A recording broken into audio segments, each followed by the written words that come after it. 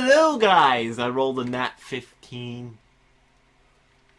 Welcome to D&D Talkshow. Just kidding. Ha! It's Talkshow. We're talking about D&D, though.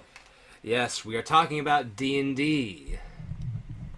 Oh boy, am I knowledgeable in this. Yep. This is one field that Par knows so well. I am NRS Studios, and of course, with Parthenax here. I'm Parthenax's guest on the show. Yes, it's been you're only the second guest we've ever had for this talk show. So I mean, really, it's a beautiful thing to have a second person on the show and to revive the series. Absolutely, I would love to revive a series that has been long since awaited by me. Since awaited by the creator. Because actually, last time I did it was like early on in my D&D. Really? Yeah. It was when Connor first was really joining. He needed a way to actually be down here because he lives with his grandmother in Saint Sanata. Yeah. Great Jeff Dunham reference. That was a Jeff Dunham reference from his character Peanut. And we decided, hey, why don't we just make a podcast thing where we just talk about shit? Here we are. Here we are. So, D&D. Oh boy. Now, for those of you who don't understand what I mean by D&D and D&D and D&D, which I've said a million times already. What is it? Dungeons and Dragons. Ooh. As it says on the screen at the moment, it says Dungeons and Dragons Spirit Guardians. Spirit Guardians is the name of my campaign that I made. That is also the name of the group they decided to go with. And Dungeons and Dragons has had a long history of being a game in which people play and where most nerds get their fix, if you will. So, Par, tell us about Dungeons and Dragons. Give us a little rundown. Oh, boy. I'm prepared. So, when it comes to Dungeons and Dragons, and just things related to Dungeons and Dragons, it confuses some people. Because the first thought in a lot of people's minds is, it's the stereotypical nerd game. It's a stereotypical nerd game. Yeah, it's a stereotypical nerds game. Whatever.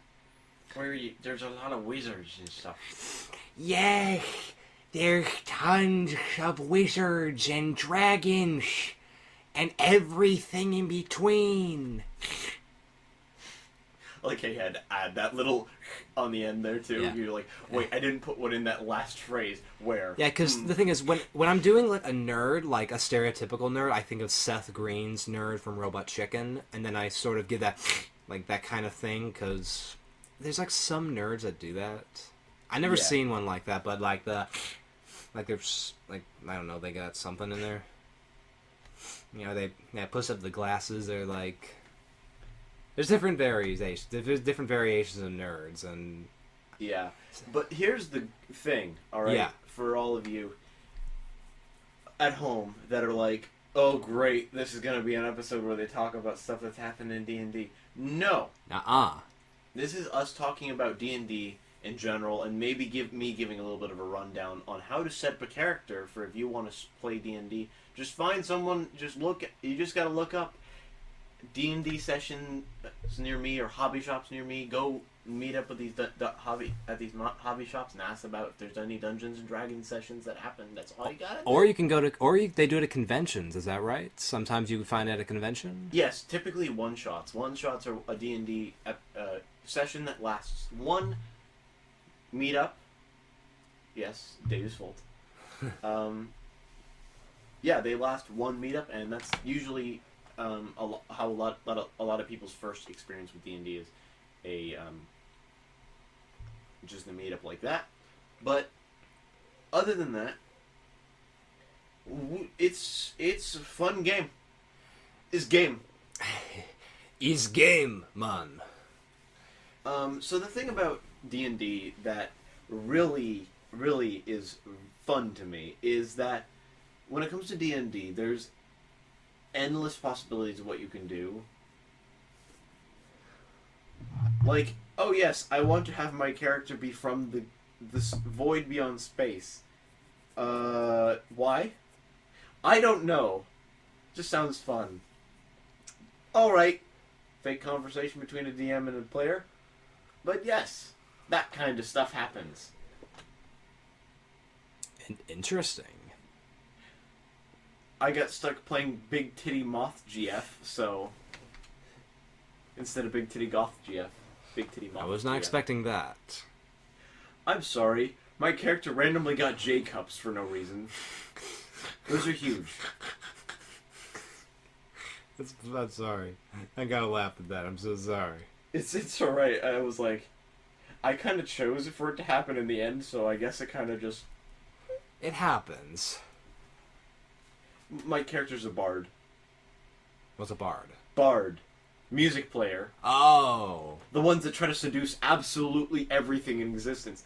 I want to fuck the dragon. That's the famous last words from bards. I want to fuck the dragon.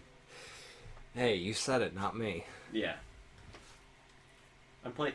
That's the thing. Monarch is a bard. That's the name of the character I'm talking about. Monarch is a bard. That's right, and that is great. A bard cleric. Now, what I want to know, Par, is how did Dungeons and Dragons start? Like, how did it begin?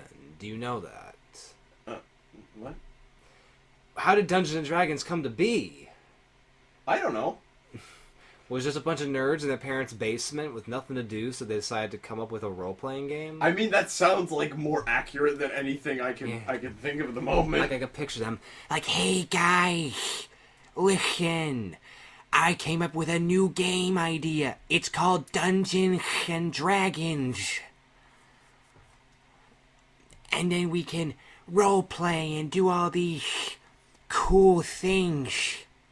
And it's just like him in a basement with like fake things he's made, like friends. He makes them out of cardboard and fabric and whatever. Like, I am the great and powerful wizard, or whatever. And then his like with his like dad that's like that deadbeat dad that's wearing a wife beater and everything comes out. And says, what the hell are you doing down here? Yeah, what are you doing down here? We're role-playing an adventure, Dad. Ah, well, good. Well, don't disturb me. I'm upstairs. Are you drinking angry juice again? Nah, I'm drinking prune juice. My bowels screwed up. Whatever. That tangent. All right. I don't know. I can't think of much on the spot. I can do improv, but I don't want to be dirty. I don't want to be dirty on here, because I promised myself I wouldn't be dirty. It's honestly okay. This is, like, again, one of the only series that I don't care. Yeah. But yeah. But yet my mom's going to be watching this, so she'll have my bottom, if you know what I mean. Well, she will like me after today, then. It's fine, dude. It's my show. I do what I want, so. It's his show, and it's on YouTube, so it's him. I mean, I didn't even make money for this yet, so. It's just popular opinion. It's nothing to say anything bad about it. It's just the type of show that he wants to put out there, and that's perfectly fine in my book. I want a show that, like, anyone can just come on. If you're offended by it, I'm sorry, but I'm not gonna pay you as a sorry. I'm just gonna say sorry. That's about it. Yeah, you either like it or hate it. Anything like that. And tell me if you hate it. Tell me if you like it. Either way, I don't care. Tell that in the comments section below. Heck yeah. Anyways, tell us more about Dungeons and Dragons, since Par, you are the one who are as skilled as in this as I am in Back to the Future. 3 campaigns I run. Oh no, I've really screwed myself, is what it is. I run a normal D&D, which is Spirit Guardians on the channel, which is actually the background for this is the old background that we used to have for the videos. Yeah. Now we have a new one that just is covered in D&D quotes. Go on. Which, yeah, that's about it. It's just covered in D&D quotes. But for those of you who don't understand exactly what Dungeons and Dragons is, and only have heard of it maybe through a now famous Netflix show, Stranger Things. Yeah. As we know, the people on... The kids on Stranger Things have played this game. Dungeons and Dragons multiple times within the last multiple times. And I wouldn't be surprised if The Big Bang Theory referenced it at some point. I wouldn't be surprised. They probably did.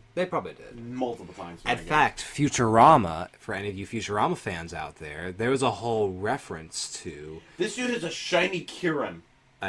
Par's playing a game, but there was a whole... I'm sorry, I'm trying to grind. Oh, yeah. There was a whole part of a Futurama episode where the characters played Dungeons and Dragons with the creator, I believe. It was one of the... I think it was one of the Futurama movies, I think. But yeah... D&D has a lot of things a lot of ways to be played. Firstly, there is the actual canonical D&D games or campaigns, as they're called, that you can find online on the D&D's website. D&D is the short way to say Dungeons and Dragons. So yeah, so we don't have to. We can just like abbreviate D&D Dungeons and Dragons, like BTTF Back to the Future or whatever. You get the point. Yeah. And TMNT for Teenage Mutant Ninja Turtles, since that was the Monday episode. Yeah, TMNT for Teenage Mutant Ninja Turtles, which you will see on Monday. As we are recording this, we are basically recording 5 podcasts in one day, but you'll get to see that. Yeah. You've probably seen it already. Yeah, this is the Thursday video. They saw that on Monday. Yeah, that's right. So it's basically a weird time travel thing where we're speaking to you in the future, but we have not uploaded it to YouTube yet. Yes. Time travel. Great Scott! We have to go back to the future. Yeah. We led that on way too well there. We did. Oh, jeez. But yes. So, for those of you who are new to D&D, or the idea of D&D, the concept of D&D, you get to play as someone in a fantasy world. Whether you be human, or an orc, or a half-orc, or a half-elf, or an elf, of any of the types, dwarves of any of the types, halflings,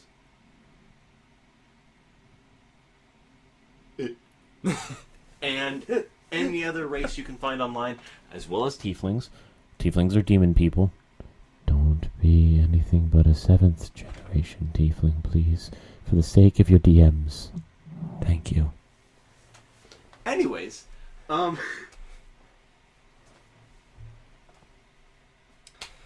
Anyways, moving on.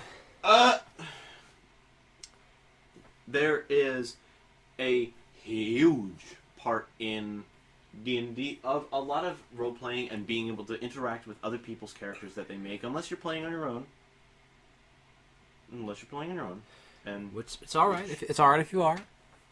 Which it's pretty hard to play on your own. It is. That means you are the DM. You are your character and every other character in the universe. So, yeah, it's up to you how you exactly want to play it. It's totally your game. You can choose wherever you go. Yep. And to initiate those to D&D, the races I listed earlier are just the base races. If you're going to start, there are 6 main stats. That isn't your health or armor or anything like that. The 6 main stats are strength, dexterity, constitution, wisdom, intelligence, and charisma. Strength is your character's brawn. What they can lift, how much they can carry, and how hard of a punch do they deliver with any type of weapon is dependent on strength. Dexterity. typically for the bow users or anyone with a little bit of ranged attributes, or finesse weapons like a rapier, which is a sword that's meant to go chinking in armor and you go stabby stabby and they die. Number 3.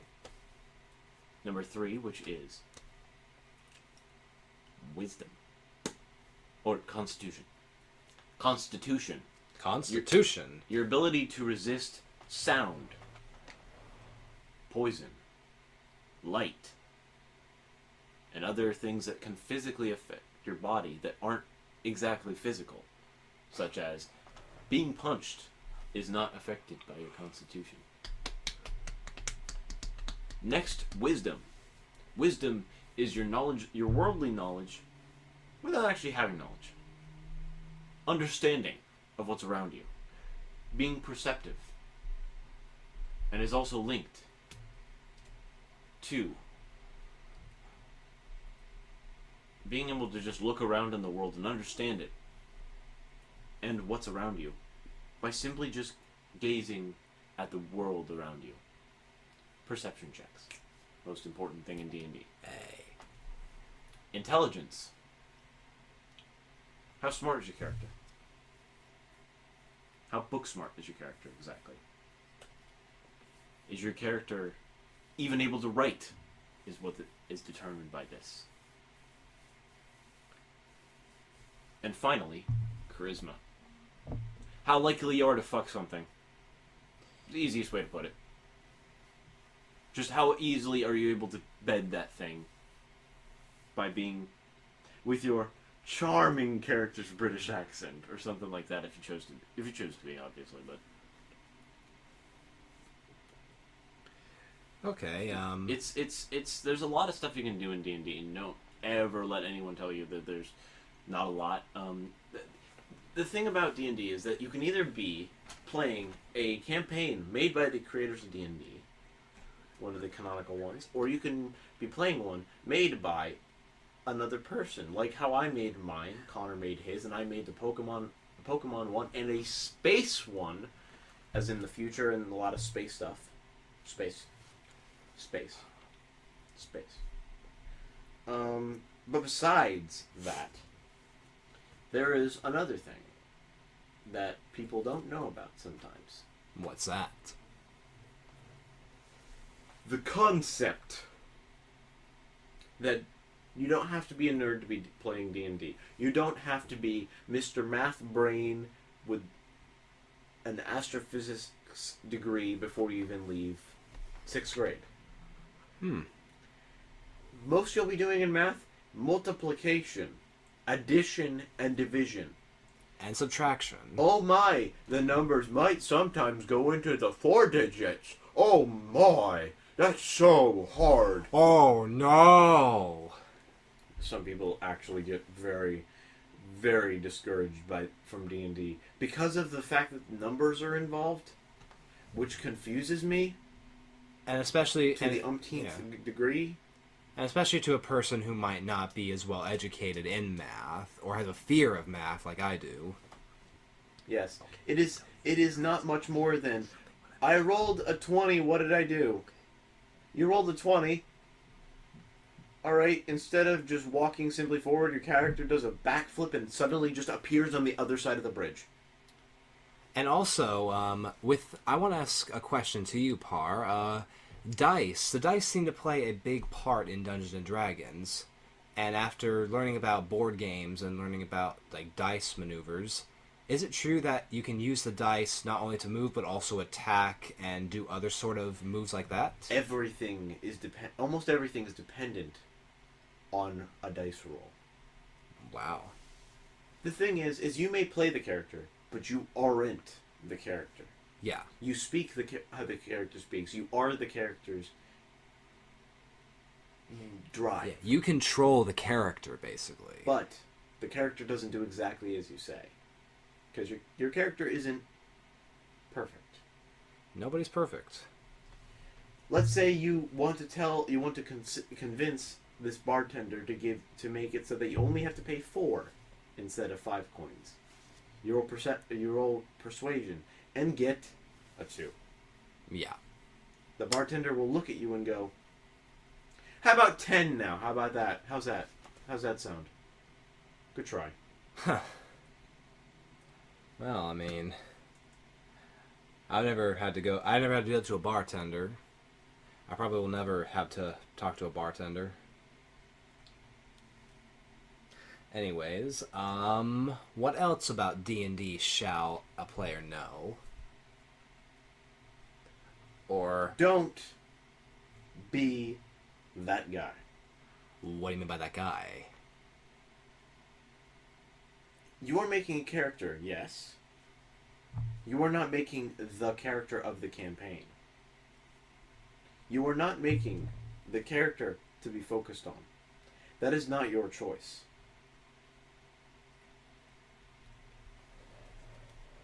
In fact, that is what DMs most commonly hate about their players is if you are a player that decides that your character should be the one that's focused on, your character should get the most attention and stuff like that, that is not how you play. A lot of the time you will be met with a problem. Oh yeah, what when kind of you do problems? What kind of problems? That's just what my character would do. Is a very common statement from the people who do that. Now, it may not seem like, oh, well, they're just saying that's what their character does to the uninitiated. But that is a death sentence within the D&D world. It is the same as saying, no, DM, this is what happens. You know, everything in existence, even the gods and demons of the world. You just told the god, basically all of them know this is what happens. Don't be that guy. No. You don't control this. You don't. You rolled in that one. You shut up. The DM can also tell you, no, you didn't roll that. How about that? So you should stop whining, basically, is what he's saying, right? Yes. It's like Arnold Schwarzenegger in Kindergarten Cop, quit whining or whatever. Yep. Or yep. Either quit whining or stop whining. But I like that. That's based on a joke. Anyways, back to D&D.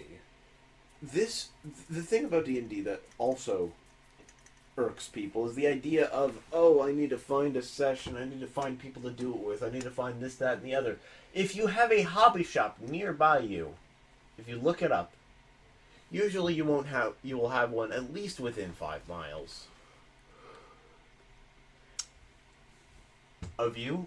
It's not that far. 5 miles is not far at all. No. Don't at me. Unless you're walking. 5 miles is a long way to go. I don't really think you should be walking to D&D.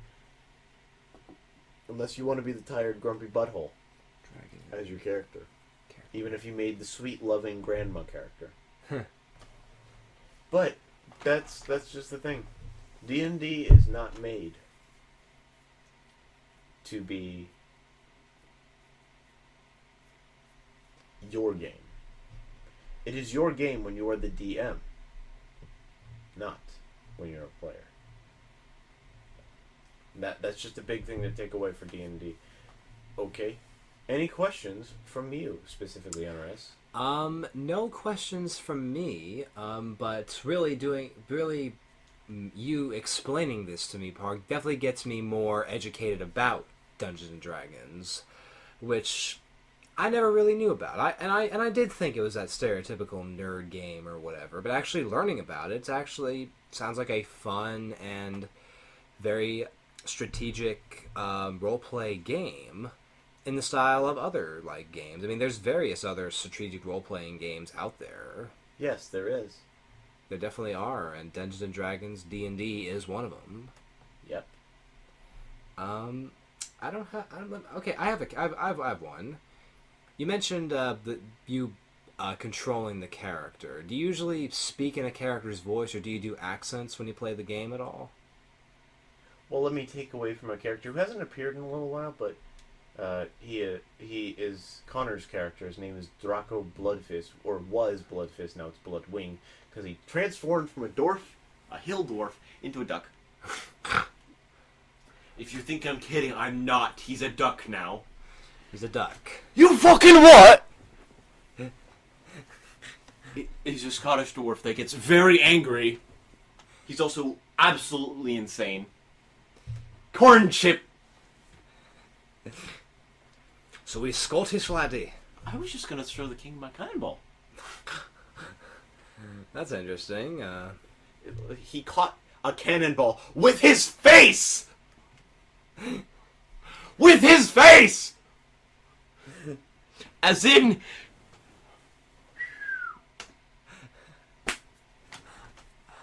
Cannonball!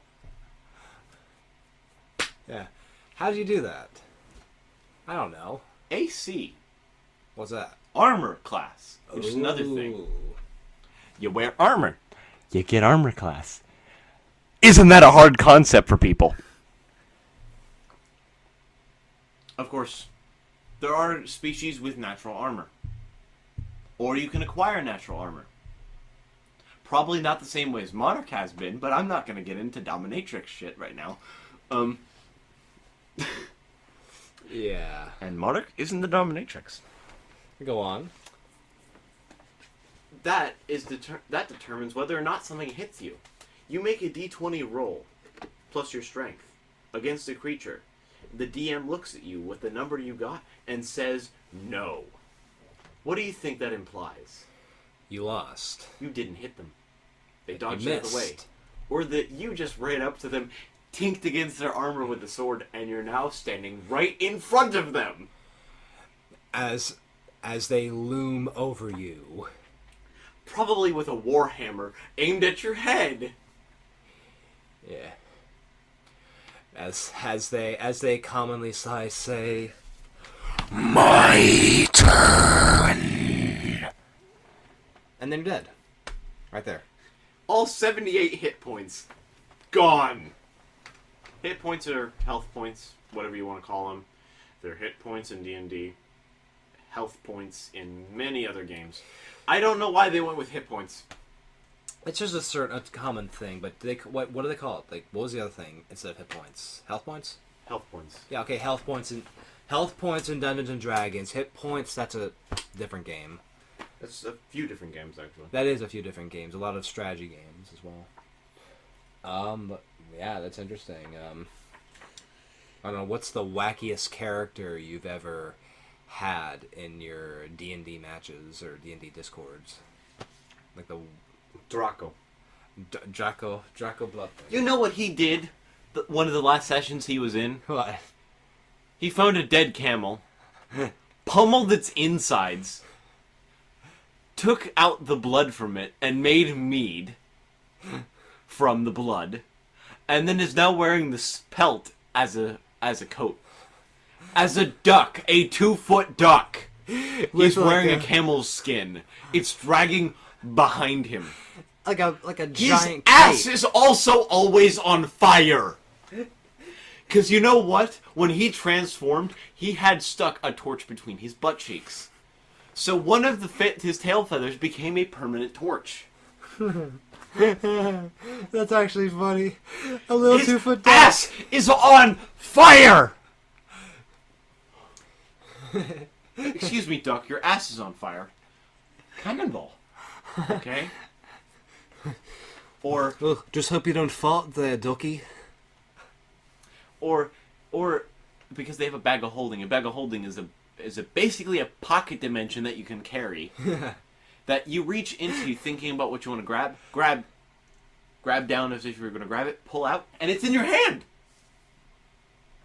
Okay, I'm going to put this long sword in here. So You reach in right before battle and you're like, "Excuse me, would you like to go, sir?" Yeah. And kill yourself. So 'cause basically, you're what holding you're one hand. saying is he has a hole in his pocket, right? He has a hole, but the hole doesn't make everything fall out. It goes into another dimension. That was a reference I made to the Beatles' Yellow Submarine, where if you've seen Yellow Submarine, you know what I'm talking about. But I just want to make that. That's something different. But anyway, back to D&D. Basically, his Dracul Bloodwing is a 2-foot white duck. He has a full adult camel pelt dragging behind him as he wears as a coat. He has one tail feather that's always on fire, and he has a hole in his pocket which he can pull stuff out of. Well, he doesn't hold on to it. I know. Another character named Courtnami does. But it helps with carrying items too. Yes. Right? Kind of like Zelda. I mean, Link in The Legend of Zelda. Not only does he have a torch butt, a camel skin on him, and a kilt. Only a kilt. A kilt. He used to wear only a kilt, nothing else, just a kilt. In fact, another character when they first met up was laying unconscious. They were all laying unconscious on a beach. Yeah. Guess where Draco stood over? Where? He basically stood over, bending down with their head, and of course when you wear a kilt, you don't wear any underwear, laddie. And yes, all that poor Mason saw was Draco Bloodfist's balls of steel. Aye, and it is brilliant. I farted. Oh, Parta's farted. We're such guys. Oh, dude, we're just such guys.